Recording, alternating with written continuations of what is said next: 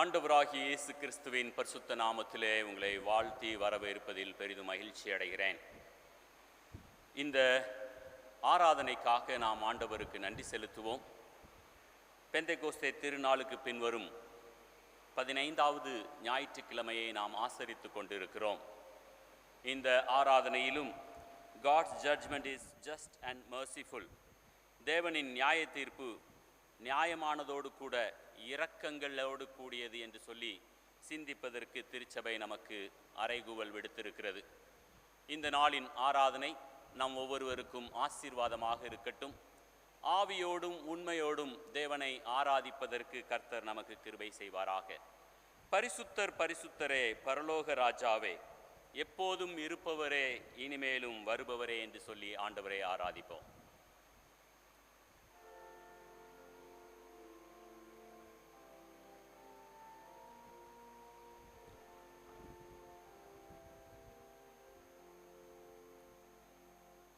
பரிசுத்தர் பரிசுத்தரே, பரலோக ராஜாவே, எப்போதும் இருப்பவரே, இனிமேலும் வருபவரே, ஆராதிக்கின்றோம், ஆர்ப்பரிக்கின்றோம்,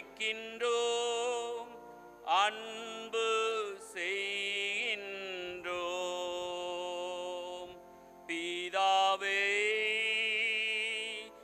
ஆராதிக்கின்றோம். இயேசுவே, ஆராதிக்கின்றோம்.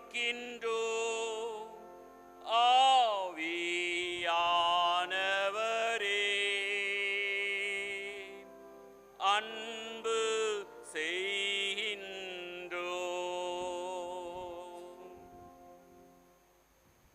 ஆண்டவரே, நீர் பரிசுத்தர், நேற்றும் இன்றும் என்றும் மாறாதவர், எப்போதும் எங்கள் மத்தியில் இருக்கிறவர், எங்களுக்காக யுத்தம் செய்கிறவர், எங்கள் முன்பதாக கடந்து செல்லும் சேனைகளின் தேவன்.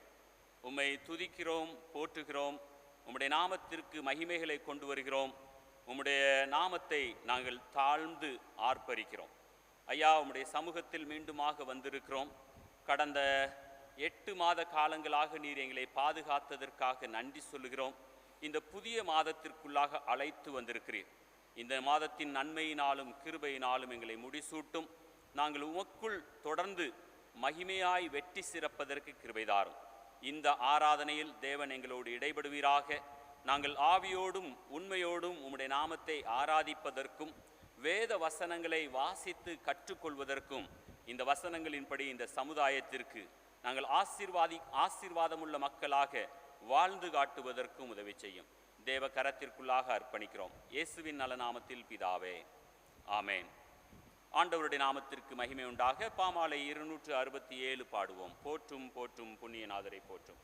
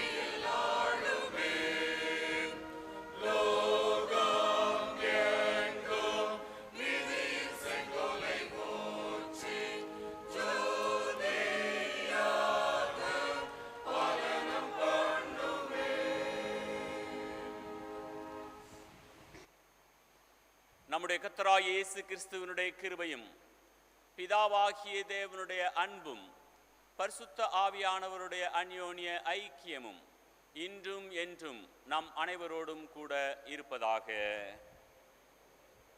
நாம் சேர்ந்து சொல்லுவோம். சர்வ வல்லமையுள்ள தேவனே, எங்கள் இருதயங்களின் எல்லா விருப்பங்களையும் எல்லா இரகசியங்களையும் நீர் அறிந்திருக்கிறீர். ஆகவே நாங்கள் தேவரிடத்தில் பரிபூரணமாய் அன்பு கூறவும், உமது பரிசுத்த நாமத்தை உத்தமமாய் மகிமைப்படுத்தவும், உமது பரிசுத்த ஆவியின் ஏவுதலால் எங்கள் இருதயத்தின் சிந்தனைகளை சுத்தம் பண்ணியருள எங்கள் கர்த்தராகிய இயேசு கிறிஸ்துவின் மூலமாய் வேண்டிக் கொள்கிறோம்.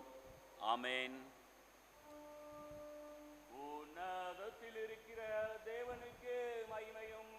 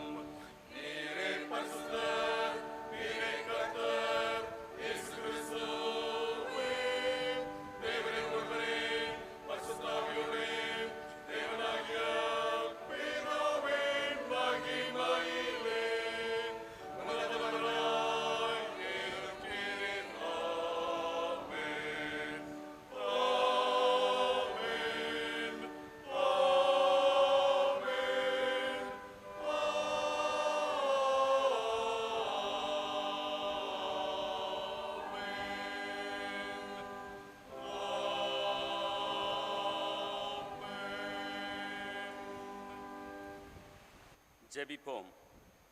எங்கள் நல்ல ஆண்டவரே, நீர் எங்களை மெதுவாய் கரவலாடுகளைப் போல நடத்துகிறீர். உம்முடைய நீதி நியாயமும் இரக்கமும் உடையதற்காக உமக்கு நன்றி செலுத்துகிறோம்.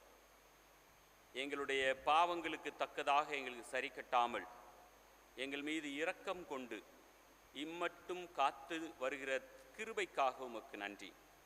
தொடர்ந்து உம்முடைய அன்பின் இரக்கத்திற்கு நாங்கள் நன்றியுடையவர்களாக என்றும் பரிசுத்த வாழ்க்கையில் முன்னேறுவதற்கு கிருபை தாரும். தேவன் எங்களோடு இடைபடும். இயேசுவின் நாமத்தில் பிதாவே, ஆமென். உட்காருங்கள். வேத பாட வசனங்கள் வாசிக்க கேட்கலாம்.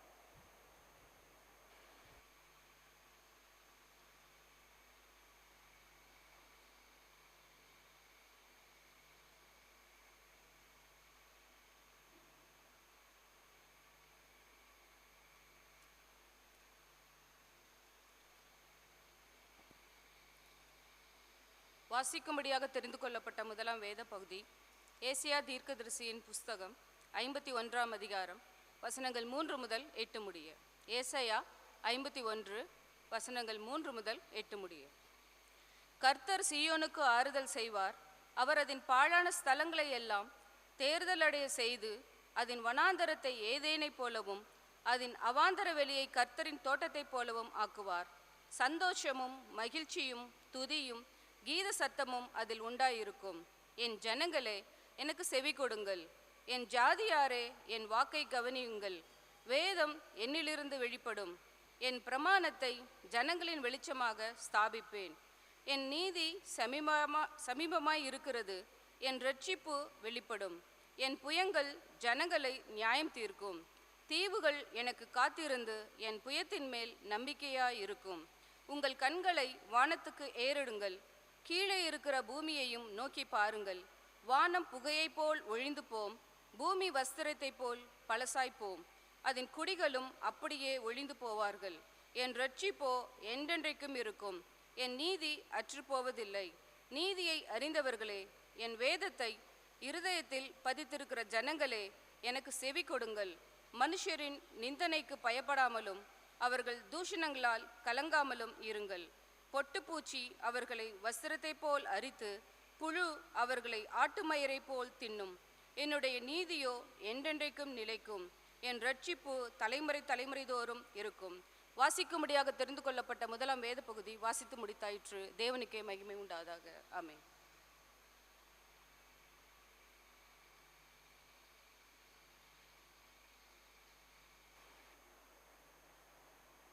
நாம் அனைவரும் எழுந்து நிற்போம். மாறி மாறி வாசிக்கும்படியாக சங்கீதம் 9ஆம் அதிகாரம் 7ஆம் வசனம் முதல் 12ஆம் வசனங்கள் வரை. சங்கீதம் 9ஆம் அதிகாரம் 7ஆம் வசனம் முதல். கர்த்தரோ என்றென்றைக்கும் இருப்பார், தம்முடைய சிங்காசனத்தை நியாய தீர்ப்புக்கு ஆயத்தம் பண்ணினார். உச்சக்கரத்தை நீதியாய் நியாயம் தீர்த்து சகல ஜனங்களுக்கும் சிறுமைப்பட்டவனுக்கு கர்த்தர் அடைக்கலமானவர், நெருக்கப்படுகிற காலங்களில் அவரே தஞ்சமானவர். கர்த்தாவே, உம்மை தேடுகிறவர்களை நீர் கைவிடுகிறதில்லை, ஆதலால் உமது நாமத்தை அறிந்தவர்கள் உம்மை நம்பி. சீயோனில் வாசமாயிருக்கிற கர்த்தரை கீர்த்தனம் பண்ணி அவர் செய்கைகளை ஜனங்களுக்குள்ளே அறிவியுங்கள். பழிகளை குறித்து அவர் விசாரணை செய்யும் போது அவைகளை நினைக்கிறார். சிறுமைப்பட்டவர்களுடைய கூப்பிடுதலை மறவார். பிதாவுக்கும் குமாரனுக்கும் பரிசுத்த ஆவிக்கும் மகிமை உண்டாவதாக, இப்பொழுதும் எப்பொழுதுமான சதா காலங்களிலும் மகிமை உண்டாவதாக. ஆமென்.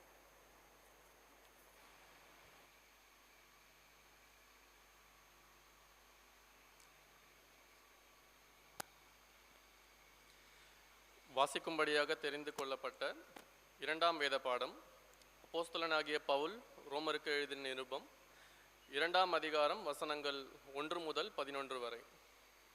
ரோமர் 2ஆம் அதிகாரம் வசனங்கள் 1 முதல். ஆகையால் மற்றவர்களை குற்றவாளியாக தீர்க்கிறவனே, நீ யாரானாலும் சரி, போக்கு சொல்ல உனக்கு இடமில்லை.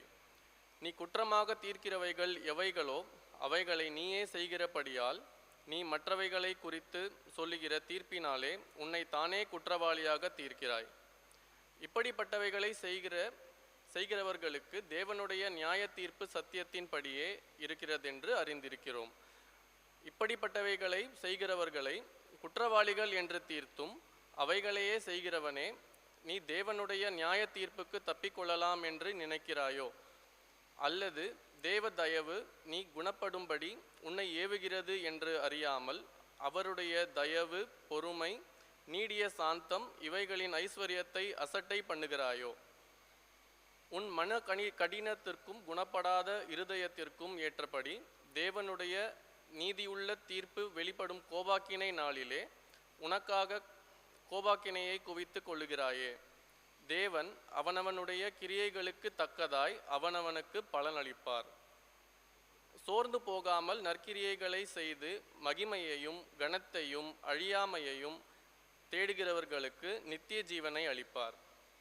சண்டைக்காரராய் இருந்து சத்தியத்திற்கு கீழ்ப்படியாமல் அநியாயத்திற்கு கீழ்ப்படிந்து இருக்கிறவர்களுக்கோ உக்கிர கோபாக்கினை வரும். முன்பு யூதரிலும் பின்பு கிரேக்கரிலும் பொல்லாங்கு செய்கிற எந்த மனுஷ ஆத்மாவுக்கும் உபத்திரவமும் வியாக்குலமும் உண்டாகும். முன்பு யூதரிலும் பின்பு கிரேக்கரிலும் எவன் நன்மை செய்கிறானோ அவனுக்கு மகிமையும் கனமும் சமாதானமும் உண்டாகும். தேவனிடத்தில் பட்சபாதம் இல்லை. வாசிக்கும்படியாக தெரிந்து கொள்ளப்பட்ட வேத பாடம் வாசித்தாயிற்று. தேவனே உமக்கு மகிமை உண்டாவதாக.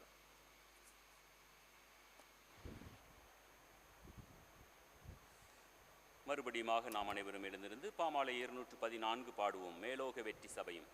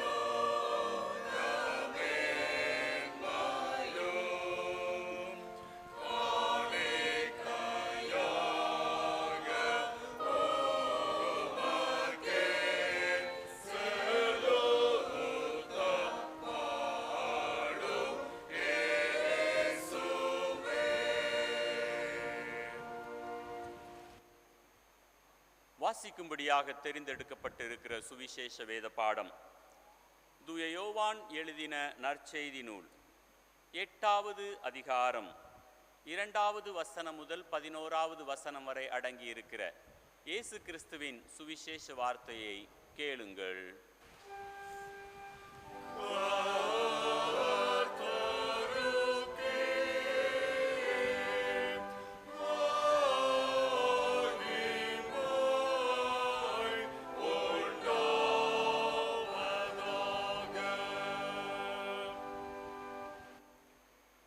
யோவான் 8வது அதிகாரம் வசனங்கள் 2 முதல் 11 வரை.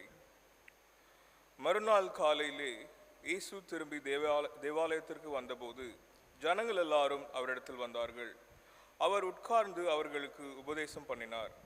அப்பொழுது விபச்சாரத்திலே கண்டுபிடிக்கப்பட்ட ஒரு ஸ்திரீயை வேதபாரகரும் பரிசேயரும் அவரிடத்தில் கொண்டு வந்து அவளை நடுவே நிறுத்தி, போதகரே, இந்த ஸ்திரீ விபச்சாரத்தில் கையும் மெய்யுமாய் பிடிக்கப்பட்டாள்.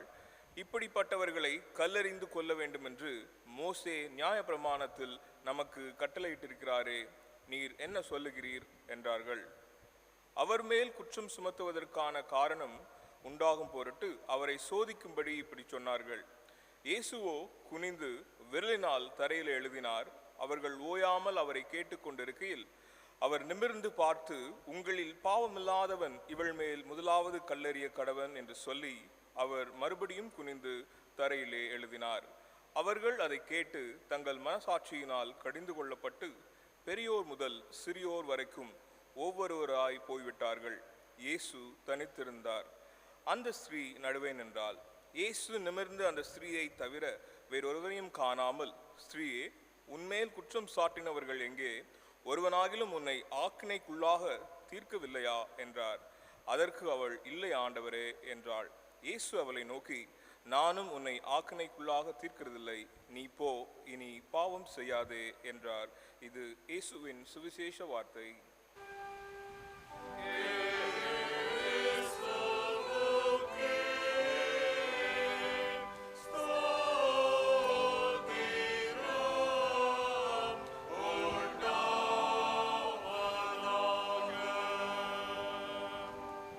ஜெபிப்போம். எங்கள் நல்ல ஆண்டவரே, எங்களோடு நீர் பேசும். உம்முடைய வேத வசனங்கள் எங்கள் இருதயத்தை ஆழ குத்தட்டும். உம்முடைய வசனத்தின்படி செய்கிறவர்களாக எங்களை மாற்றும். இயேசுவின் நாமத்தில் பிதாவே, ஆமேன். உட்காருங்கள். மறுபடியுமாக ஆண்டவராகிய இயேசு கிறிஸ்துவின் பரிசுத்த நாமத்திலே உங்களை வாழ்த்தி வரவேற்பதில் பெரிதும் மகிழ்ச்சி அடைகிறேன். இந்த நாளிலும் நம்முடைய திருச்சபை நமக்கு கொடுத்திருக்கிறதான தலைப்பு, ஆண்டவருடைய நியாய தீர்ப்புகள் நீதியும் இரக்கமும் உடையவைகள். அதற்கு இணையாக 3 வேத பகுதிகள் மற்றும் சங்கீத புஸ்தகங்களை நாம் வாசித்தோம். இந்த பகுதிகளிலே நியாய தீர்ப்பை குறித்து நமக்கு கற்றுத்தரப்பட்டுள்ளது. ஆண்டவருடைய நியாய தீர்ப்பு எப்படிப்பட்டதாக இருக்கிறது என்பதை இந்த வேத வசனங்களிலே வாசித்தோம். குறிப்பாக பவுல் அப்போஸ்தலன் ரோமாபுரியாருக்கு இதனை குறித்து விவரமாக எழுதியிருக்கிறார். நமது மத்தியில் வைக்கப்பட்டிருக்கிறதான இந்த சுவிசேஷ பகுதி நம் அனைவரும் நன்கு அறிந்த ஒரு வேத பகுதி. ஞாயிறு பாடசாலை முதல் இம்மட்டுமாக நாம் ஒவ்வொரு முறையும் இதனை குறித்து சிந்தித்து கொண்டிருக்கிறோம் அல்லது மனனம் செய்து கொண்டிருக்கிறோம். இந்த பகுதியிலிருந்து ஒரு சில காரியங்களை கற்றுக்கொள்வதற்கு முயற்சி செய்வோம். ஒரு காவல்துறை அதிகாரி ஒரு சம்பவத்தை இப்படியாக விவரிக்கிறார். அந்த காவல்துறை அதிகாரியானவர் ஒரு நல்ல விசுவாசத்தை சேர்ந்தவர். ஸோ தன்னுடைய விசுவாசத்தின் அடிப்படையிலே இந்த சம்பவத்தை, அதாவது ஒரு ஆக்சிடென்ட் நடந்துவிட்டது என்றால் அதனை அவர் 3 குழுவாக பிரித்து மக்களுக்கு சிந்திக்கும்படியாக தருகிறார். 3 கூட்டம். முதலாவது கூட்டம், the first group is the bystanders onlookers. அதாவது அக்கம் பக்கங்களிலே நின்று நடந்த சம்பவத்தை வேடிக்கை பார்க்கிறதான கூட்டம். இந்த கூட்டம் என்ன நடந்தது, எப்படி நடந்தது என்று பார்ப்பதற்காக கூடியிருக்கின்றனர். இவர்களுக்கு இந்த சம்பவத்தோடோ அல்லது அந்த மனிதனோடோ எந்த உறவும் இல்லை, சம்பந்தமும் கிடையாது. இவர்களுக்கு ஒரு வேடிக்கை பார்க்க வேண்டும், கண்களுக்கு குளிர்ச்சியான சம்பவம் நடந்திருக்கிறது. சற்று நேரம் அதனை ஆனந்தமாக பார்த்து சுகித்திருக்க வேண்டும். இரண்டாவது கூட்டமாக அவர் காவல்துறையை அறிவிக்கிறார். இந்த காவல்துறை அவருடைய பொறுப்பு, இந்த ஆக்சிடென்ட் நடந்தது என்றால் அது எப்படி நடந்திருக்க வேண்டும், இது யாருடைய தவறு, அதனை தரவாக முற்றிலுமாக விசாரித்து அறிந்து யார் தவறு செய்தான் என்று தவறு செய்தவனுக்கு குற்றம் செய்வதுதான், குற்றம் வாங்கி குற்றப்படுத்துவதுதான் காவல்துறையினுடைய லட்சியமாக செயல்படுவார்கள். அவர்களும் யார் எந்த மனிதன் அதை குறித்து அதிகமாக கவலைப்படுவது கிடையாது. குற்றவாளி தப்பித்து விடக்கூடாது, இதுதான் காவல்துறையினுடைய நோக்கமாக இருக்கும். மூன்றாவது பாராமெடிக்கல் குரூப்ஸ், மருத்துவத்துறை சார்ந்தவர்கள். மருத்துவத்துறையை சார்ந்தவர்கள் இந்த மனிதனை எப்படியாவது காப்பாற்றிவிட வேண்டும்.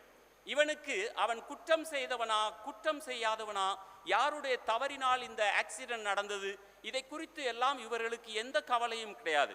என் கையிலே ஒரு மனிதன் கொடுக்கப்பட்டிருக்கிறான், என்னால் முடிந்த மட்டிற்கும் அவனுக்கு உதவி செய்து அவனை நான் காப்பாற்றி விட வேண்டும். இதுதான் இந்த மூன்று கூட்டம் மக்கள் ஒரு ஆக்சிடென்டிலே பொதுவாக காணப்படக்கூடும். இதன் நிமித்தமாக நாம் அறிந்து கொள்கிற செய்தி என்ன? ஆண்டவருடைய குணாதிசயம் நாமும் வெளிப்படுத்த வேண்டும். யார் எப்படிப்பட்டவன், எதனால் இந்த காரியம் நடந்தது என்று விசாரிப்பதற்கு உங்களுக்கும் எனக்கும் எந்த அதிகாரமும் கொடுக்கப்படவில்லை. மனிதனை மனிதனாக பார்த்து மனிதனுக்கு செய்ய வேண்டிய அந்தந்த உதவிகளை செய்து மனித வாழ்க்கையை மேம்படுத்துவது, அதனைத்தான் இன்றைக்கு வாசிக்க கேட்ட இந்த வேத பகுதியிலே நாம் பார்க்கிறோம். ஒரு சிறி கையும் களவுமாக பிடிக்கப்பட்டதாக இந்த வேத வசனம் சொல்லுகிறது. அந்த பெண்ணை கர்த்தரிடத்தில் கொண்டு வந்த பொழுதோ ஆண்டவர் மௌனம் காக்கிறார் என்று நாம் வாசிக்கிறோம். 6 வசனங்கள் மட்டுமாக நீங்கள் பார்ப்பீர்கள் என்றால் ஆண்டவர் மௌனம் காத்து விடுகிறார். 7வது வசனத்திலே இப்படியாக சொல்லுகிறது, ஓயாமல் அவரை கேட்டு கொண்டிருக்கையிலே அவர் நிமிர்ந்து பார்த்து. மீண்டுமாக இந்த சமுதாயம் இந்த பெண்ணை குற்றவாளி, இவளுக்கு தீர்ப்பு கொடுக்க வேண்டும், இவள் கல்லறிந்து கொலை செய்யப்பட வேண்டும் என்று ஆண்டவருக்கு நெருக்கடி தந்த மாத்திரத்திலே இந்த சமுதாயத்தை நோக்கி பார்த்து ஆண்டவர் அவர்களுக்கு பதில் சொல்லுவதைத்தான் நாம் இந்த நாளிலே வாசிக்கிறோம். இந்த சம்பவத்தை 3 காரியங்களாக நான் பிரித்து 3 காரியங்களாக உங்கள் மத்தியிலே சமர்ப்பிப்பதற்கு விரும்புகிறேன். முதலாவதாக, God's judgment is not fault finding. கர்த்தருடைய நியாய தீர்ப்பு என்பது குற்றம் கண்டுபிடிப்பது கிடையாது.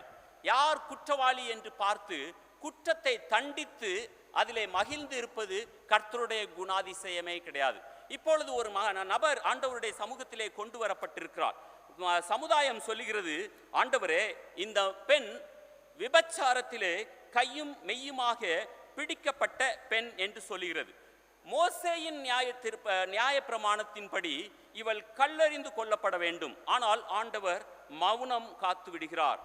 மௌனம் காத்து இவர்கள் இன்னும் என்ன சொல்ல காத்திருக்கிறார்கள் என்பதை இவர்கள் உணர்ந்து விடுகிறார்கள். அடுத்த பின்வருகிற வசனத்திலே நீங்கள் வாசித்து பார்ப்பீர்கள் என்றால், அவர் மேல் குற்றம் சுமத்துவதற்கான காரணம் உண்டாகும் பொருட்டு அவரை சோதிக்கும்படி இப்படி சொன்னார்கள் என்று 6வது வசனம் சொல்கிறது.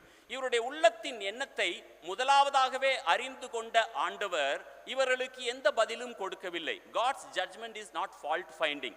உண்மையிலே குற்றம் செய்தவனாகவே இருந்திருக்கட்டும், அந்த குற்றம் செய்தவனையும் மன்னித்து புதுவாழ்வு கொடுப்பதுதான் ஆண்டவருடைய நியாய தீர்ப்பு. ஆக ஆண்டவர் இங்கு அமைதி காத்து கொண்டிருக்கிறார். இப்பொழுது இவர்கள் மோசேயின் நியாய பிரமாணத்தை மேற்கோள் காட்டுகின்றனர். ஆண்டவர் இந்த மோசேயின் நியாய பிரமாணத்தின்படி பார்ப்பார் என்றால், மோசேயின் நியாய பிரமாணம் என்ன சொல்கிறது? விபச்சாரத்திலே கையும் மெய்யுமாக பிடிக்கப்பட்டவனுடைய குற்றம் நிரூபிக்கப்படுவதற்காக கண்கண்ட சாட்சிகள் காணப்பட வேண்டும்.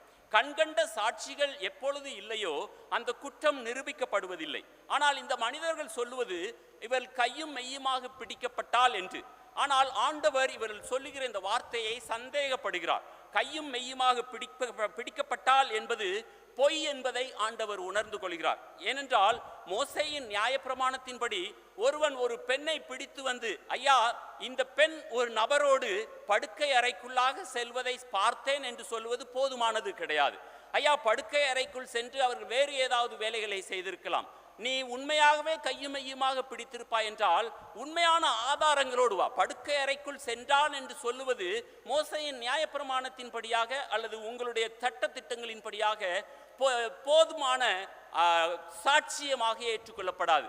அல்லது இவர்கள் இப்படி செய்திருக்க கூடும் என்று சந்தேகத்தோடு எழுப்பப்படுகிற குற்றச்சாட்டுகளும் நியாயப்பிரமாணத்தின்படியாக அல்லது சட்ட திட்டங்களின்படியாக சரியான ஒரு சாட்சியமாக ஏற்றுக்கொள்ளப்படாது. அப்படி என்றால் இந்த காரியத்தின் அடிப்படையிலே இன்னொரு காரியத்தை சிந்திப்பதற்கு இந்த வசனம் தூண்டுகிறது. என்ன? ஐயா, இந்த பெண் கையும் மையுமாக பிடிக்கப்பட்டாலே இவளோடு விபச்சாரத்தில் ஈடுபட்டிருந்த அந்த ஆண் எங்கே, அந்த ஆண் எங்கே என்கிறதான கேள்விதான் ஆண்டவரை அமைதியாக வைத்திருக்க செய்கிறது. ஐயா, நீ பிடித்து வந்தது உண்மை என்பதை நான் நம்புகிறேன். ஆனால் நியாயப்பிரமாணத்தின்படியாக லேவியராகமம் 20வது அதிகாரம் 10வது வசனம் என்ன சொல்லுகிறது?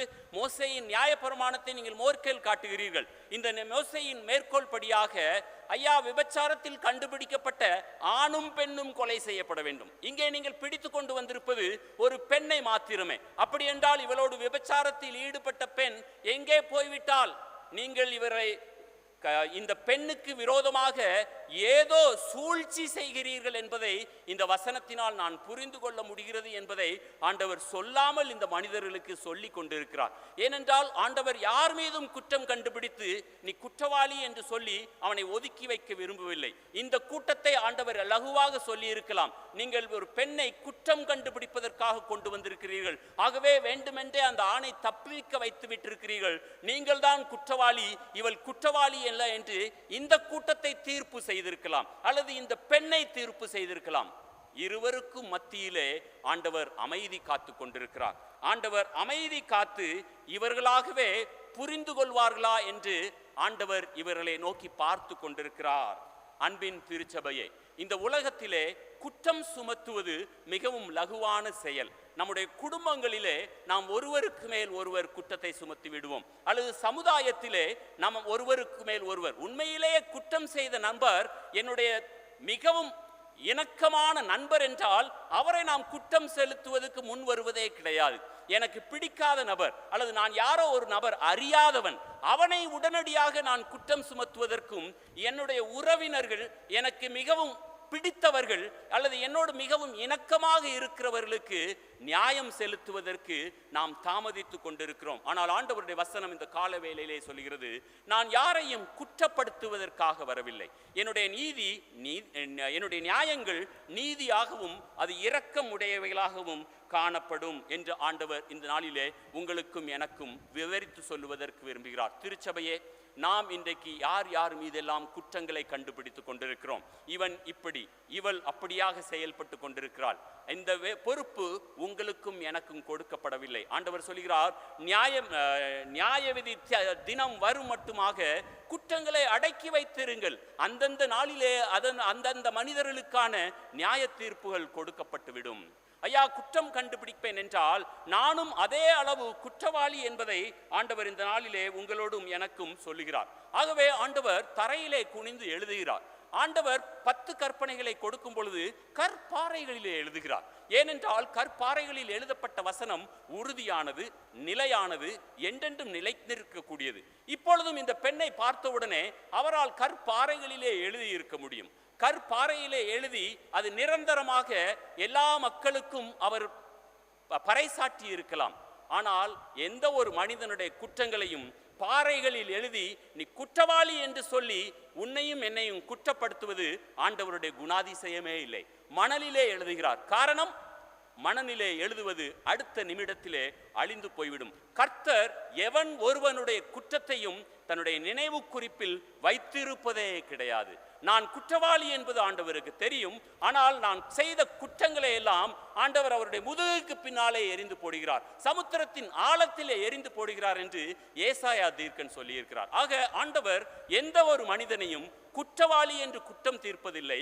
யாருடைய வாழ்க்கையிலும் நீ குற்றம் செய்தா என்று குற்றமும் கண்டுபிடிப்பதில்லை. அதுதான் உங்களுடைய என்னுடைய ஆண்டவர்.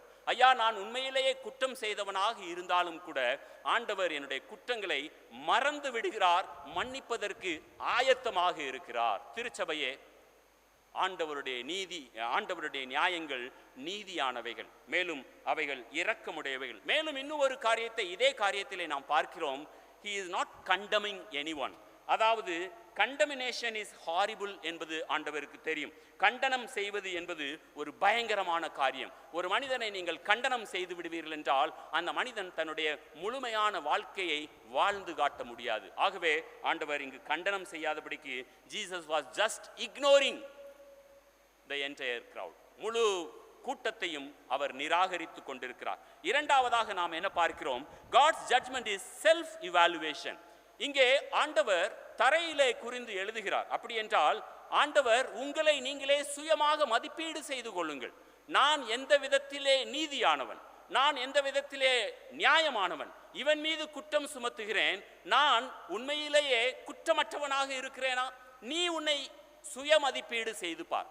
இந்த நாட்களிலே நாம் அநேக மனிதர்களை இவன் குற்றவாளி, இவன் பொய் பேசுகிறவன், இவன் திருடன், இவன் விபச்சாரக்காரன், இவன் குடிகாரன், இவன் வாழ்வதற்கு தகுதியற்றவன் என்று ஒவ்வொரு மனிதனையும் குற்றம் சுமத்துகிறோம். ஒவ்வொரு மனிதனையும் we label them. ஆனால் ஆண்டவர் சொல்கிறார், நீ முதலாவதாக மதிப்பீடு செய்து பார். உன்னுடைய வாழ்க்கை என்னுடைய வேதத்தின் அடிப்படையிலே குற்றமற்றதாக இருக்கிறதா? அப்படி என்றால் நீ என் முன்பதாக மற்ற குற்றத்தை கொண்டு வந்து சமர்ப்பித்து விடு. நீயே குற்றமுள்ளவனாக இருந்து கொண்டு மற்றவனை குற்றவாளி என்று சொல்லுவதற்கு உனக்கும் எனக்கும் எந்த ஒரு அதிகாரமும் வேதம் கொடுக்கவில்லை. ஆண்டவர் அதைத்தான் தரையிலே எழுதியிருப்பார் என்று நம்புகிறோம். தெரியாது அவர் என்ன எழுதினார் என்று யாருக்கும் தெரியாது. ஆனால் வேதவசனம் சொல்லுகிறது, அவர் எழுதியதை பார்த்து, மேலும் ஆண்டவர் சொல்லுகிற அந்த வார்த்தையை கேட்டு உங்களில் குற்றம் இல்லாதவன் இவள் மீது கல்லறிய கடவன் என்று சொன்ன உடனே மக்கள் எல்லாம் கடந்து செல்ல ஆரம்பிக்கின்றனர். என்ன வசனம் சொல்லுகிறது? பெரியோர் முதல் சிறியோர் மட்டும். ஆண்டவர் எழுதிவிட்டு நிமிர்ந்து ஒவ்வொரு மனிதனுடைய முகத்தையும் பார்க்கிறார்.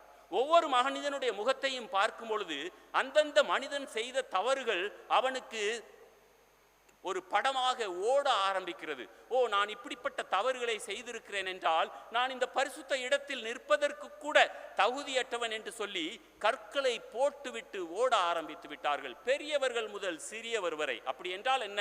அந்த கிராமத்தில் இருக்கிற ஒவ்வொரு மனிதனும், அனைத்து மனிதனும் எவனோ ஒருவனை குற்றம் சாட்டி கொண்டிருக்கிறான். ஆனால் நியாயப்பிரமாணத்தின்படி அவன்தான் கல்லறியப்பட்டிருக்க வேண்டும். ஆனால் இவனோ மற்றவனுக்கு கல்லறிவதற்கு ஆயத்தமாக கூடி வந்திருக்கிறான். ஆண்டவர் ஒவ்வொருவருடைய முகத்தையும் பார்க்கும் பொழுது இருதயத்திலே குத்தப்பட்டவர்களாக அந்த இடத்தை விட்டு ஓடி விடுகிறார்கள்.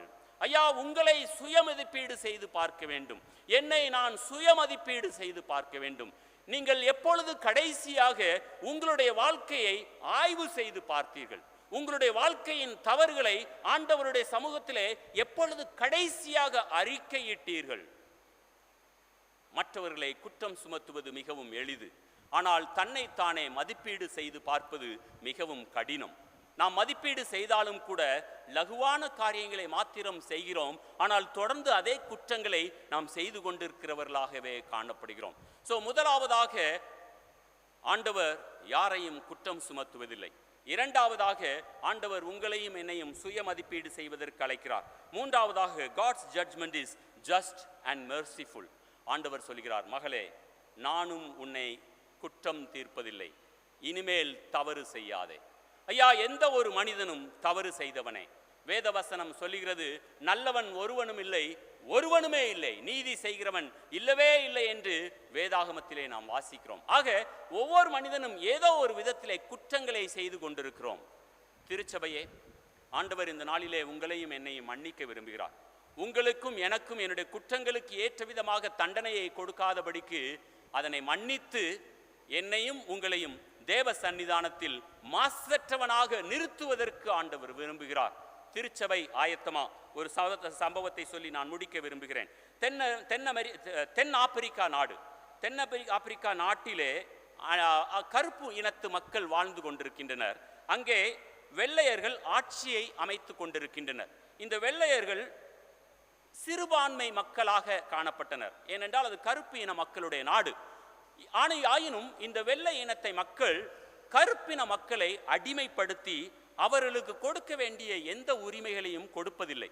இந்த சமயத்தில் தான் 1995 ஆண்டிலே நெல்சன் மண்டேலா அந்த நாட்டிற்கு விடுதலை பிரகடனமாக பெரிய காரியங்களை செய்கிறார். நாட்டிலே ஆட்சியிலே வந்த பின்பதாக அவர் நாட்டின் மக்களுக்குள்ளாக வெள்ளை இன மக்களை குறித்ததான ஒரு வெறுப்புணர்ச்சி, ஆக எல்லா மனிதனுடைய உள்ளத்திலும் எங்கோ ஒரு காயம் இருக்கிறது. எப்படியாவது இந்த வெள்ளை இனத்தினரை குற்றப்படுத்த வேண்டும், அவர்களை தண்டிக்க வேண்டும் என்று ஒவ்வொரு மனிதனும் வாஞ்சித்து கொண்டிருக்கிறான். இதை நன்றாக புரிந்து கொண்ட இந்த நெல்சன் மண்டேலா இந்த குற்ற உணர்ச்சிகள் அல்லது காயப்பட்ட மனதோடு நாம் இந்த தேசத்தை முன்னேற்ற பாதையிலே அழைத்து செல்ல முடியாது. ஆக நெல்சன் மண்டேலா பேராயர் டெஸ்மண்ட் டுட்டு என்கிறவருடைய தலைமையிலே ஒரு உண்மை மற்றும் நல்லிணக்க ஆணையத்தை ஆரம்பித்து வைக்கிறார். அதனுடைய செயல் என்ன? இந்த உண்மை மற்றும் நல்லிணக்க ஆணையம் எவன் ஒருவன் தவறு செய்தானோ அல்லது எவன் ஒருவன் பாதிக்கப்பட்டானோ இந்த இருவரும் ஆணையத்திற்கு முன்பதாக வரலாம். அவர்கள் இருவரும் தன்னுடைய காரியங்களை ஆணையத்திற்கு முன்பதாக சமர்ப்பிக்கலாம். குறிப்பாக ஒரு வெள்ளையன் ஒரு கருப்பன் இருவரும் இணைந்து ஆணையத்திற்கு முன்பதாக சென்று, ஐயா, இந்த வெள்ளை இனத்து மனிதன் என்னை அடிமைப்படுத்தினான், என்னை முற்றிலுமாக சுரண்டி விட்டான், ஆக இவனுக்கு தண்டனை கொடுக்கலாம் என்று ஓப்பனாக சொல்லலாம். அதே நேரத்தில் வெள்ளை இனத்து மனிதன் தன்னுடைய நியாயத்தை எடுத்துரைக்கலாம். ஆக இவருக்கு தலைவராக இருக்கிறவர் பிஷப் டுட்டு, டெஸ்மண்ட் டுட்டு. எல்லா நாட்டு மக்களும் இந்த டெஸ்மண்ட் டுட்டுவின் இடத்திலே வருகின்றனர். அந்த டெஸ்மண்ட் டுட்டு சொல்கிறார், மன்னிப்பு கேட்பதற்கும் மன்னிப்பு வழங்குவதற்கும் நாங்கள் வாய்ப்புகளை கொடுத்தோம். ஒவ்வொரு மனிதனும் தன்னுடைய மனதின் காயத்தோடு எங்களுக்கு முன்பதாக வந்தான். ஒவ்வொரு மனிதனும் அவனுடைய காயங்களையும் உள்ள உணர்ச்சிகளையும் கொட்டிவிட்டான். இறுதியாக ஒவ்வொருவரும் மன்னிப்பு பெற்றவர்களாக கடந்து சென்று விட்டனர். ஒரே ஒரு சம்பவத்தை அவர் நினைவுபடுத்துகிறார். காட் டாக் 4 என்கிற ஒரு மனிதனுடைய சம்பவம்.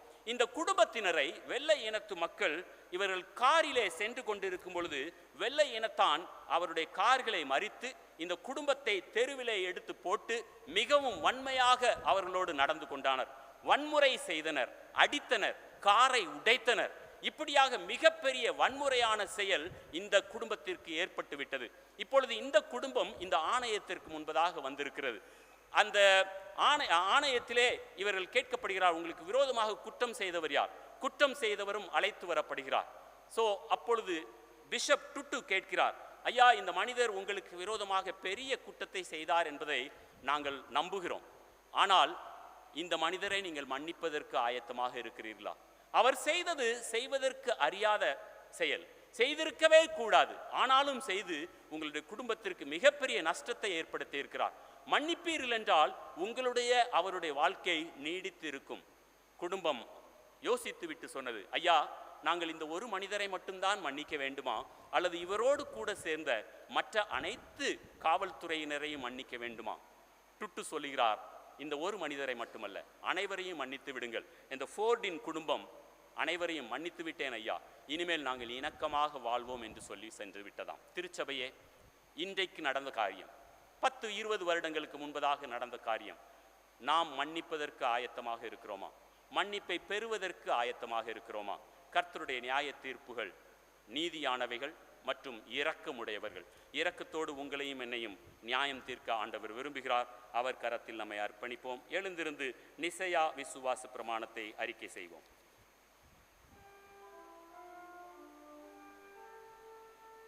Oh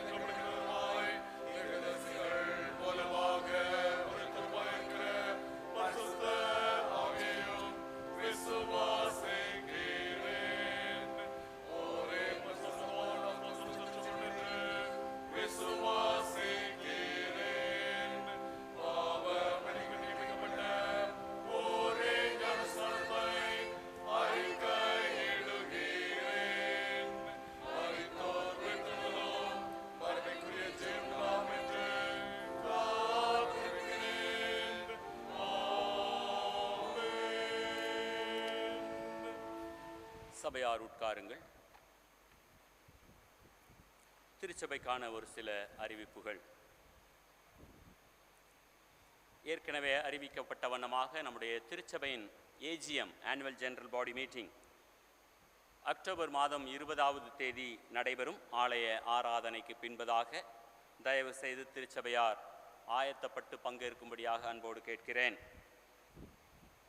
இந்த ஏஜிஎம்மிலே பாஸ்டேட் கமிட்டிக்காக 5 காலியிடங்கள் உண்டு. இந்த 5 காலியிடங்களுக்காக நாமினேஷன்ஸ் வரவேற்கப்படுகிறது. இதற்காக எலக்டோரல் ரோல் 29ஆவது தேதி ஆலய அறிவிப்பு பலகையிலே தொங்கவிடப்படும். அதற்கு முன்பதாக உங்களுடைய ஆலய சந்தா தொகைகளை மற்றும் பாக்கி தொகைகளை நீங்கள் செலுத்திவிட்டீர்களா என்று அலுவலகத்தில் சென்று சரி செய்து கொள்ளும்படியாக அன்போடு கேட்கிறேன். நாமினேஷன் ஃபைலிங் 23ஆவது தேதி அக்டோபர் மாதம் ஆரம்பமாகும். 12ஆவது தேதி வரை நீங்கள் நாமினேஷன் செய்யலாம். 14ஆவது தேதி நீங்கள் அதனை வித்ட்ரா பண்ண விரும்புவீர்கள் என்றால் வித்ட்ரா பண்ண முடியும். அதற்கு பின்பதாக 16ஆவது தேதி பாஸ்டேட் கமிட்டி ஃபார்ம்ஸ் ஸ்க்ரூட்டினை பண்ணிவிட்டு 20ஆவது தேதி யாரெல்லாம் எலெக்ஷனில் நிற்க விரும்புகிறார்களோ திருச்சபையின் முன்பதாக சமர்ப்பிக்கப்பட்டு ஏஜிஎம்மிலே எலெக்ஷன் அல்லது செலெக்ஷன் மூலமாக தேர்வு செய்யப்படுவார்கள் என்பதை உங்களுக்கு அன்புடன் அறிவிக்கிறேன். நம்முடைய திருச்சபையின் 77ஆவது ஆண்டு விழா கர்த்தருக்கு சித்தமானால் 13ஆவது தேதி நாம் ஆசரிக்க இருக்கிறோம். ஆலய ஆராதனைக்கு பின்பதாக முழு நாளும் நாம் இங்கு இணைந்து பல்வேறு நிகழ்ச்சிகளை செய்ய இருக்கிறோம். கடந்த ஆண்டை போல நம்முடைய நேரத்தை மற்றவர்களோடு செலவிடுவதற்கு ஒருவரை ஒருவர் புரிந்து கொண்டு நம்முடைய அன்பையும் ஐக்கியத்தையும் உறுதி செய்வதற்கு இது ஒரு நல்ல தருணமாக காணப்படும். ஆக திருச்சபையார் அந்த நாளுக்காக ஆயத்தப்படும் வண்ணமாக ஜபிக்கிறேன். மேலும் அதற்கான பைபிள் குயிஸ் மற்றும் பைபிள் தேர்வு வேதாகம தேர்வு 6ஆவது தேதி மதியம் 2 மணிக்கு பாரிஸ் ஹாலிலும், அந்த தேர்வு முடிந்த பின்பதாக முதல் சுற்று வேதாகம வினாடி வினா பாரிஸ் ஹாலில் நடைபெறும். 13ஆவது தேதி வேதாகம வினாடி வினா இறுதி சுற்று மட்டும் நடைபெறும் என்பதையும் அறிவிக்கிறேன். அதற்கு பின்பதாக கலை நிகழ்ச்சிகள், ஆண்கள் பெண்கள் சண்டே ஸ்கூல் கொயர் மற்றும் திருச்சபையின் மக்கள் மூலமாக இந்த கலை நிகழ்ச்சிகள் நடத்தி தரப்படும். ஆலய ஆராதனைக்கு பின்பதாக பல்வேறு விளையாட்டுகள் மற்றும் காரியங்களும் நடத்தப்படும். இதனுடைய செலவுகள் நாமே பொறுப்பெடுத்து நடத்தி கொள்வோம். ஆக இதற்காக உங்களால் முடிந்த நன்கொடைகள், அந்த நாளுக்கான மதிய உணவு மற்றும் காரியங்களுக்கான செலவினங்களை நாம் பொறுப்பெடுத்து அதற்காக திருச்சபைக்கு உங்களுடைய நன்கொடைகளை அனுப்பி தரும்படியாக அன்போடு கேட்கிறேன். திருச்சபை வங்கி கணக்கிலே அனுப்பிவிட்டு அதற்கான டிரான்சாக்ஷன் ஐடியை எனக்கும் வாட்ஸ்அப் மூலமாக அனுப்பி தரும்படியாக அன்போடு கேட்கிறேன். இது நம்முடைய கொண்டாட்டம். வாருங்கள் நாம் இணைந்து கொண்டாடுவோம். ஆலய ஆராதனைக்கு பின்பதாக இன்று மாதத்தின் 1வது ஞாயிற்றுக்கிழமை என்பதனால் பெண்கள் மற்றும் ஆண்கள் ஜெபத்திற்காக கூடுவார்கள். தயவு செய்து எல்லோரும் ஜெபத்திலே கலந்து கொள்ளும்படியாக அன்போடு கேட்கிறேன். இந்த நாளிலே நீங்கள் முதல் முறையாக ஆலயத்திற்கு வந்திருப்பீர்கள் என்றால் உங்களுடைய இடத்திலே எழுந்து நிற்கும்படியாக அன்போடு கேட்கிறேன். If you are here for the very first time, please rise up at your place. We would like to welcome you. இந்த வாரத்திலே தன்னுடைய பிறந்த நாள் மற்றும் திருமண நாளை ஆசரிக்கிறவர்களுக்காக நாம் பாடி ஆசீர்வதிப்போம். சேனையின் கர்த்தரை நம்பிடுவாய், பாக்கியம் அடைந்திடுவாய். இங்கு இருப்பீர்கள் என்றால் எழுந்து நிற்கும்படியாக அன்போடு கேட்கிறேன்.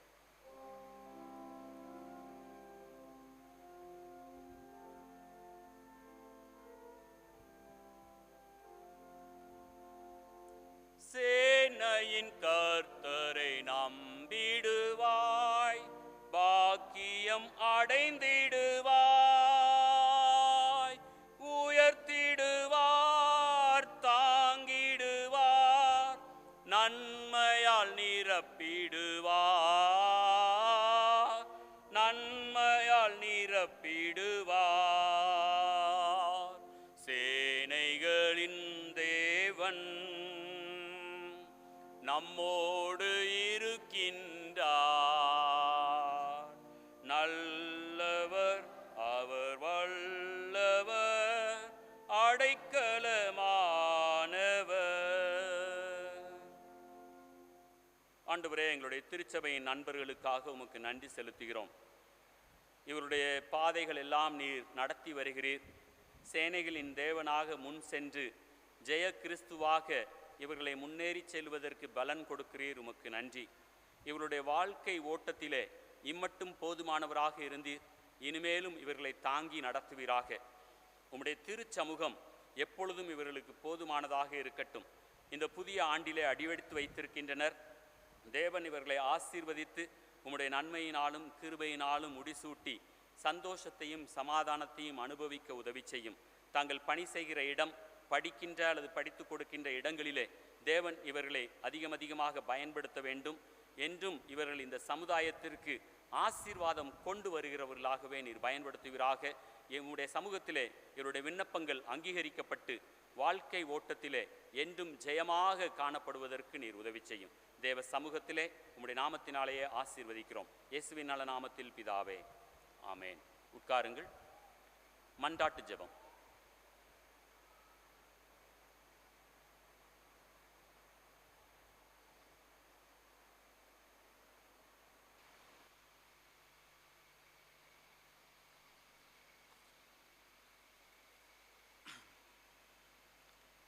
மன்றாட்டு ஜெபம். வாக்கு கடங்காத பெருமூச்சுகளோடு முழு மனித சமுதாயத்திற்காக தேவனுடைய சமூகத்தில் நம்முடைய ஜெபங்களை தாழ்மையாக சமர்ப்பிப்போமாக. கர்த்தாவே, உமது கிருபை நிமித்தம் எங்கள் ஜெபத்தை கேட்டருளும். இரக்கமுள்ள ஆண்டவரே, இப்பூவுலகில் நீதி, சமாதானம், அமைதி மற்றும் தனி நபர்களின் சுதந்திரம் போற்றி காப்பாற்றப்படட்டும்.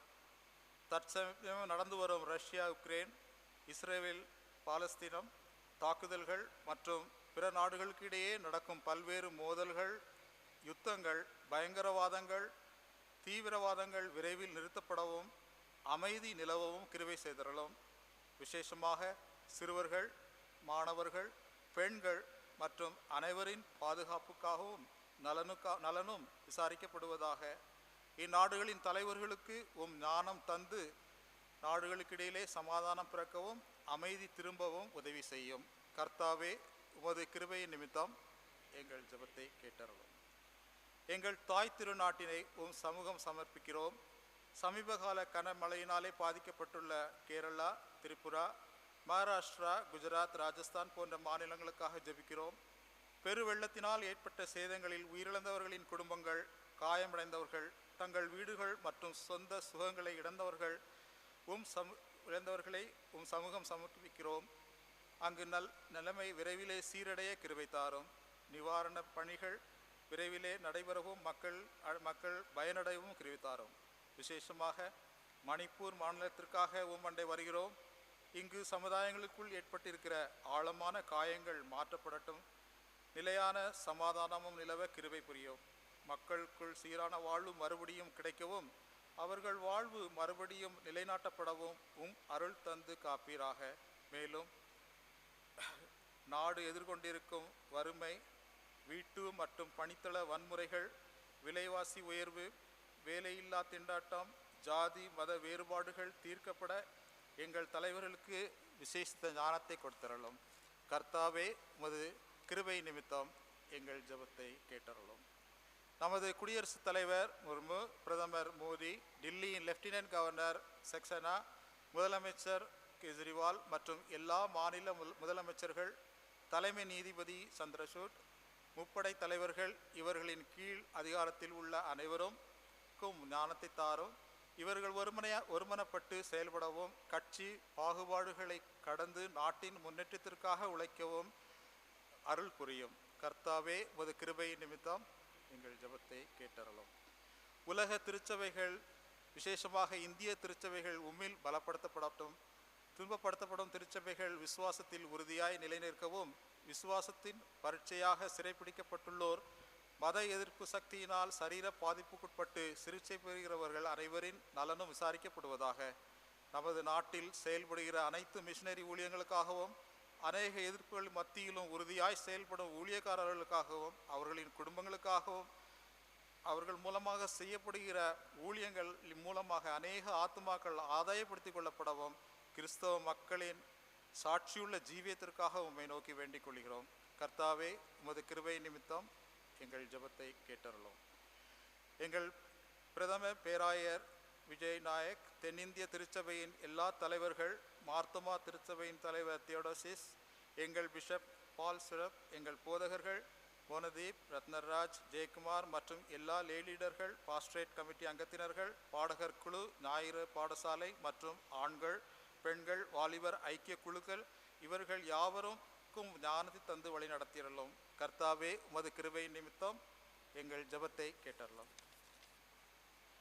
இந்த உலகம் சந்தித்து வரும் பெருத்த காலநிலை மாற்றத்திற்காகவும் அதனால் ஏற்படும் பின் விளைவுகளுக்காகவும் உம்மை நோக்கி மன்றாடுகிறோம். நீர் படைத்த இந்த பூமியை நல்ல முறையிலே போற்றி பாதுகாக்க எங்கள் அனைவருக்கும் கிருபை தாரும். மேலும் இவ்வுலக பாடுகள் மத்தியிலும் துன்பப்படுகிறவர்கள், ஏழைகள், பசியால் வாடுபவர்கள், ஆதரவற்றவர்கள், ஒடுக்கப்பட்டவர்கள், வேலை இல்லாதவர்கள், துயரப்படுகிறவர்கள் மற்றும் வியாதி படுக்கையில் உள்ளோர் யாவருக்காக உம்மிடத்தில் வருகிறோம். அவர்களுடைய தேவைகளை சந்திக்கப்பட கிருபை தாரும். இவர்களுக்கு உதவியாயிருக்கும் எல்லாருக்கும் தயவையும் கிருபையும் தருவீராக. எங்கள் சபையிலே நோய்வாய்ப்பட்டிருக்கிற மக்களை உமது கிருபாசன தண்டையிலே சமர்ப்பிக்கிறோம். குறிப்பாக மார்க் டொல்லி, ஷரீன் கோக், Shirley Gupta, Honey Williams, Ponnu Thangaraj, மன்மோகன் சிங் சௌத்ரி, தாமஸ் டவிஸ், எல்லா சுந்தி, சேவாக், லீலா ரெவன் பெக், அனூப் பென்சன், அசோக் மெசே, Josephine, Samson, Jaya, Dutta, Harrison, James, Chinnu, இவர்கள் எல்லாருக்கும் வல்ல கிருபையினாலே அற்புத சுகம் கிடைக்க ஜெபிக்கிறோம். கர்த்தாவே, உமது கிருபை நிமித்தம் எங்கள் ஜெபத்தை கேட்டருளும். எல்லாரும் சேர்ந்து சொல்லுவோம். பரலோக பிதாவே, உமது ராஜ்யம் அதிசீக்கிரத்தில் வருவதாக.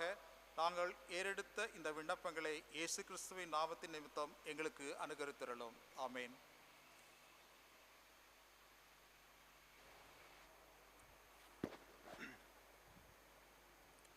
பாவ அறிக்கை. பிரியமானவர்களே, கர்த்தராகிய கிறிஸ்துவின் மூலமாய் அருளப்பட்ட கற்பனையாவது, நம்முடைய தேவனாகிய கர்த்தர் ஒருவரே கர்த்தர். உன் தேவனாகிய கர்த்தரிடத்தில் உன் முழு மனதோடும் உன் முழு பலத்தோடும் அன்பு கூர்வாயாக என்பதே பிரதான கற்பனை. இதற்கு ஒப்பாயிருக்கிற இரண்டாம் கற்பனை என்னவென்றால், உன்னிடத்தில் நீ அன்பு கூறுவது போல் பிறனிடத்திலும் அன்பு கூர்வாயாக என்பதே. இவ்வைகளிலும் பெரிய கற்பனை வேறொன்றுமில்லை.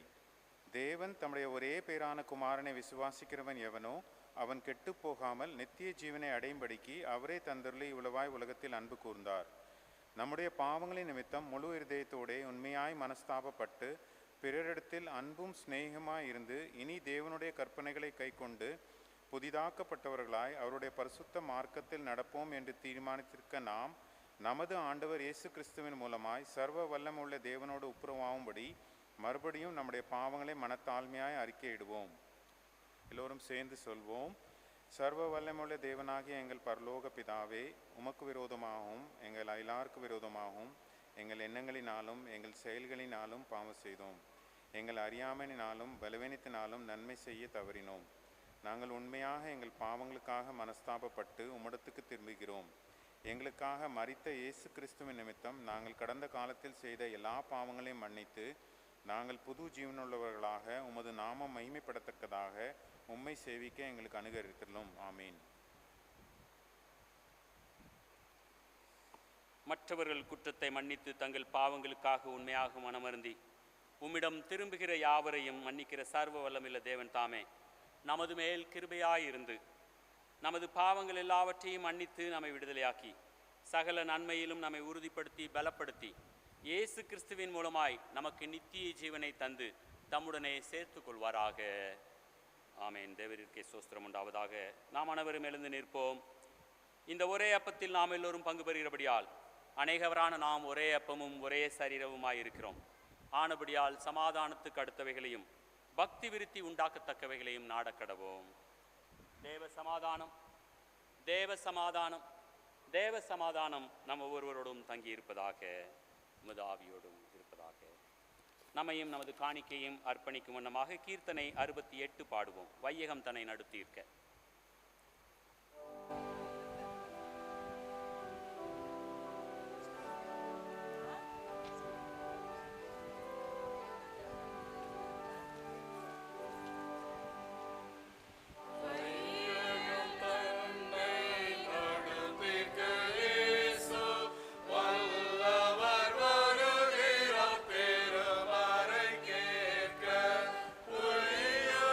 Good.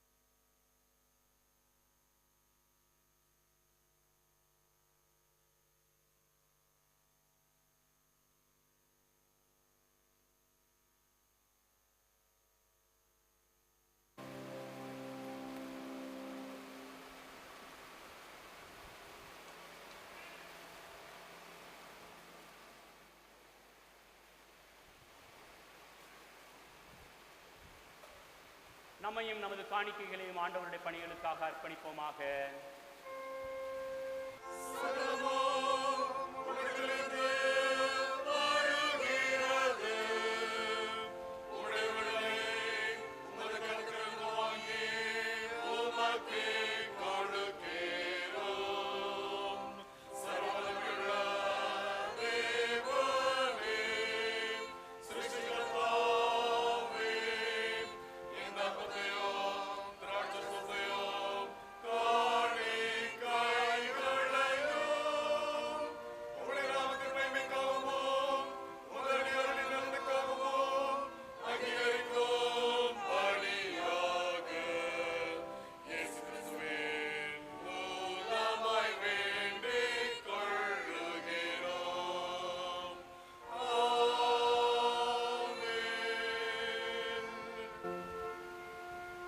ஆண்டவர் உங்களோடு இருப்பாராக.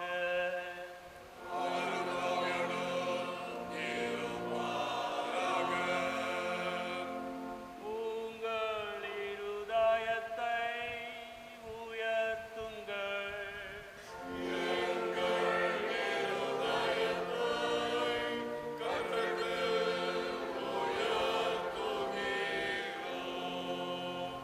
நம்முடைய ஆண்டவராகிய தேவனுக்கு ஸ்தோத்திரம் செலுத்த கடவோம்.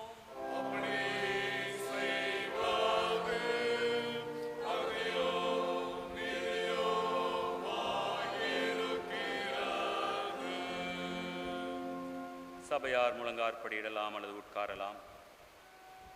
பரிசுத்த பிதாவே, சர்வ வல்லமையுள்ள நித்திய தேவனே, நாங்கள் எக்காலத்திலும் எவ்விடத்திலும் ஆண்டவராகிய உமக்கு எங்கள் நன்றியையும் தோத்திரத்தையும் உமது ஒரே பேரான குமாரனாகிய இயேசு கிறிஸ்துவின் மூலம் செலுத்துவது நீதி மட்டுமல்ல, எங்களது கடமையும் எங்களுடைய மகிழ்ச்சியுமாய் இருக்கிறது.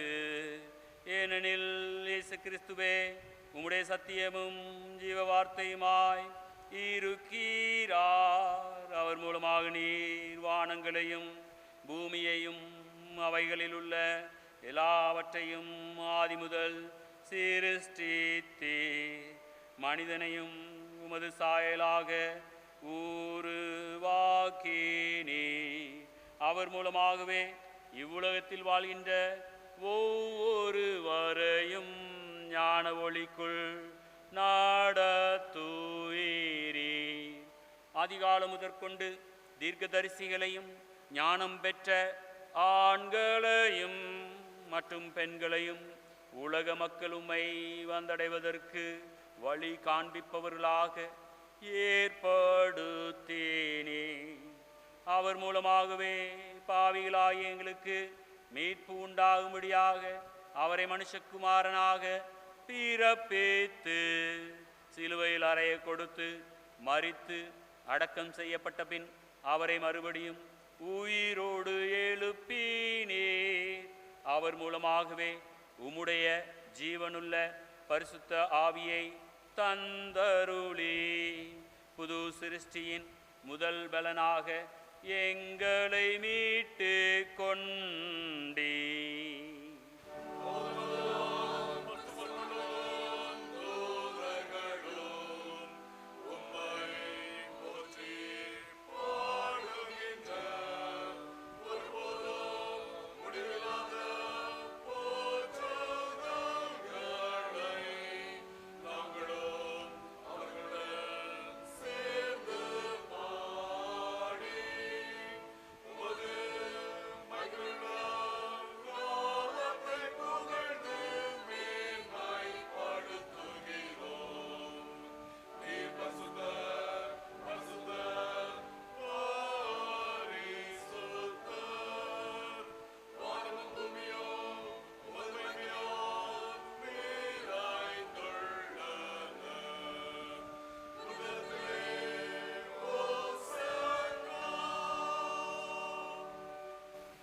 பரலோக பிதாவே, உமது குமாரனும் எங்களுடைய இரட்சகருமாகிய இயேசு கிறிஸ்துவின் மூலமாக ஏறெடுக்கிற எங்கள் சோஸ்திரங்களை ஏற்றுக்கொண்டருளும்.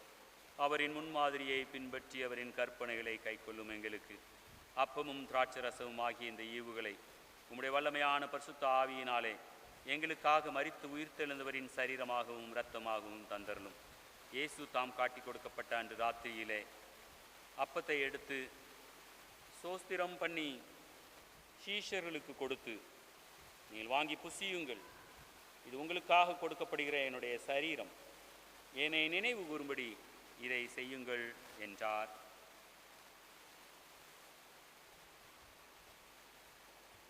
அப்படியே போஜனம் பண்ணின பின்பு அவர் பாத்திரத்தையும் எடுத்து சோஸ்திரம் பண்ணி அவர்களுக்கு கொடுத்து, நீங்கள் வாங்கி பானம் பண்ணுங்கள், இது பாவ மன்னிப்பு உண்டாகும்படி உங்களுக்காகவும் அநேகருக்காகவும் சிந்தப்படுகிற புது உடன்படிக்கைக்குரிய என்னுடைய ரத்தம், இதிலே பானம் பண்ணும் பொழுதெல்லாம் என்னை நினைவு கூறும்படி இதை செய்யுங்கள் என்று திருவுளம் பற்றினார்.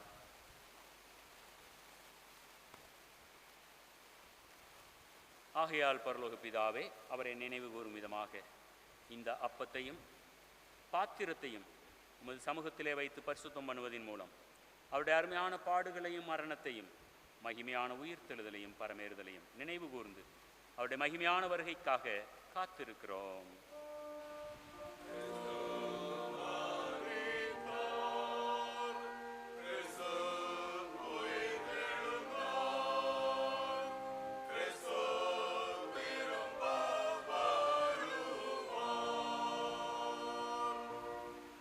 மகத்துவமுள்ள பிரதான ஆசாரியரே, இயேசுவின் மூலமாக எங்களுடைய நன்றி கலந்த சோஸ்திர பலிகளை அங்கீகரித்தரலும்.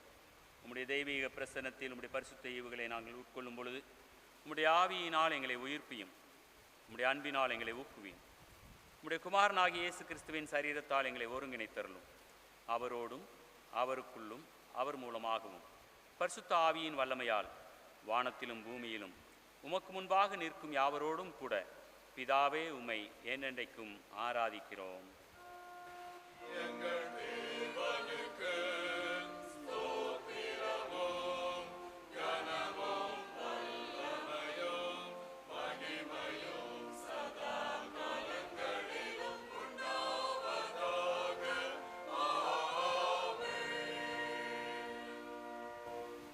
கர்த்தருடைய சரீரத்தில் பங்கு பெறும்படி நாம் இந்த அப்பத்தை பிட்கிறோம்.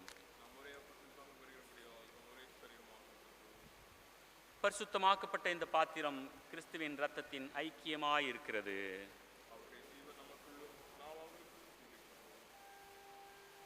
நமது இரட்சகராகிய கிறிஸ்து நமக்கு கற்பித்தபடி சொல்லு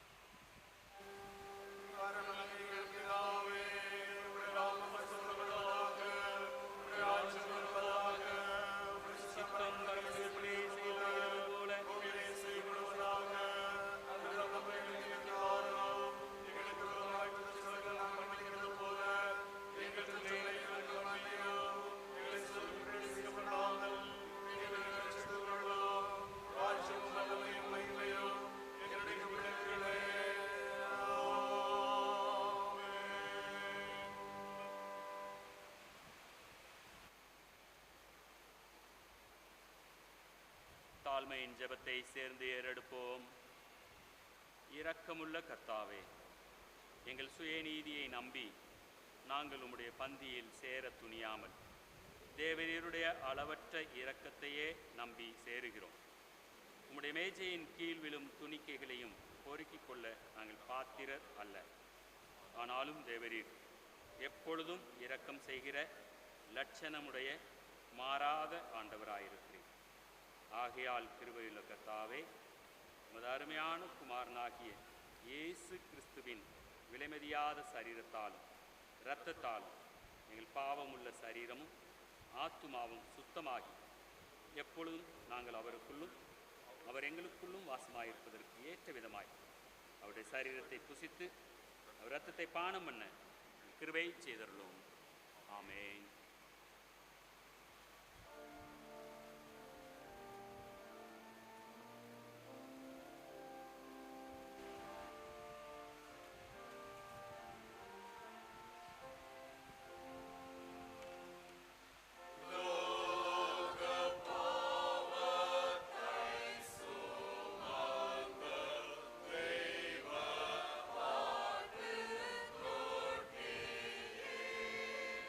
Amen.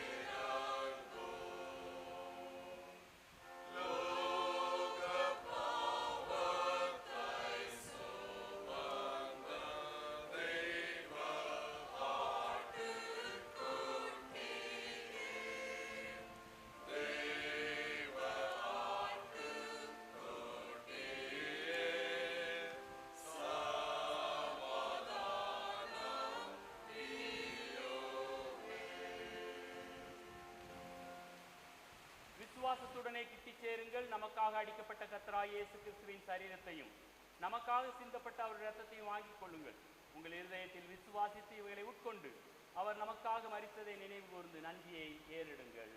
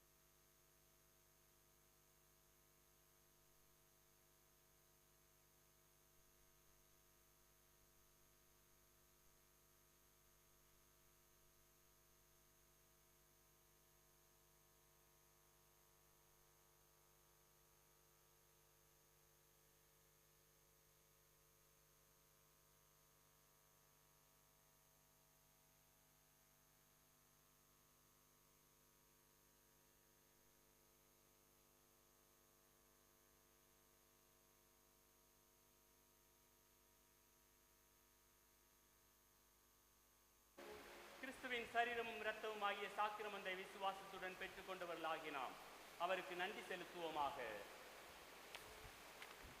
சர்வ வல்லமையுள்ள தேவனே, உமது குமாரனாகிய இயேசு கிறிஸ்துவின் விலைமேதாத திருச்சரீரமும் இரத்தமும் ஆகிய ஞான ஆகாரத்தினால் எங்களை போஷித்ததற்காக உமக்கு நன்றி செலுத்துகிறோம். அவர் மூலமாக எங்களை ஜீவ பலியாக ஒப்புக் கொடுக்கிறோம். உமக்கு துதியும் கனமும் உண்டாகத்தக்கதாக நாங்கள் தேவரீர் நியமித்திருக்கிற நற்கிரியைகள் எல்லாவற்றையும் நிறைவேற்ற உமது ஆவியின் வல்லமையால் எங்களை பலப்படுத்தி அனுப்பும். ஆமேன். எல்லா புத்திக்கும் மேலான தேவ சமாதானம் உங்களோடு இருந்து நீங்கள் தேவனையும் அவருடைய குமாரனாகிய நம்முடைய நாதர் இயேசு கிறிஸ்துவையும் பற்றிய அறிவிலும் அன்பிலும் நிலைத்திருக்கும்படி உங்கள் இருதயத்தையும் சிந்தையும் காக்க கடவது பிதா குமாரன் பரிசுத்த ஆவியும் ஆகிய சர்வ வல்லமை புரிந்த தேவனுடைய ஆசீர்வாதம் உங்களுக்குள்ளே இருந்து இப்பொழுதும் எப்பொழுதும் உங்களுடைய கூட நிலைத்திருக்க கடவது.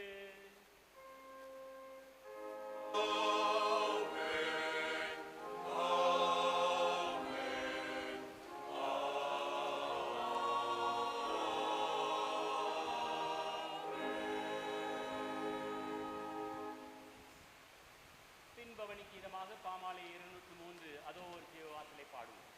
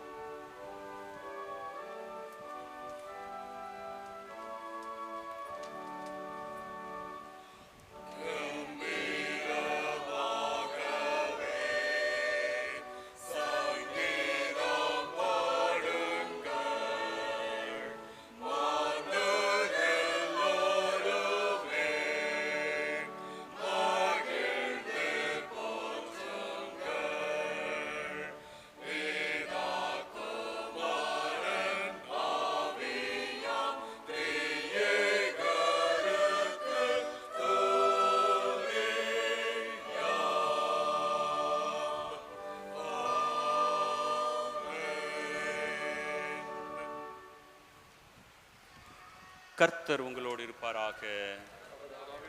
சமாதானத்தோடு சென்று வருவோம்.